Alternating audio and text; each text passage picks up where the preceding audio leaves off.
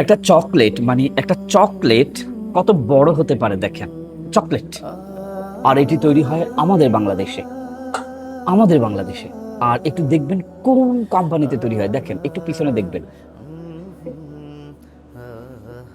দেখেছেন একটা চকলেট, এই দেখ, এত বড়, এত সুন্দর, এবং খেতে যে কি মজা। বিসমিল্লাহির রহমানির রহিম। না, বাম হাতে খাওয়া যাবে না, ডান হাতে। সুবহানাল্লাহ, সুবহানাল্লাহ।